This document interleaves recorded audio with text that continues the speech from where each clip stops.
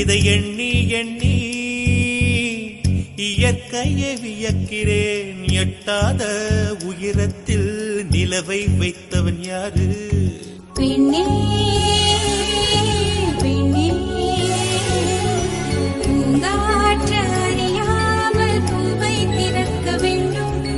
பூக்கூட அறியாமல் தீமை ருசிக்க வேண்டும். ஆன உலகை ரசிக்க வேண்டும் நான் உன் போன்ற பெண்ணோடு.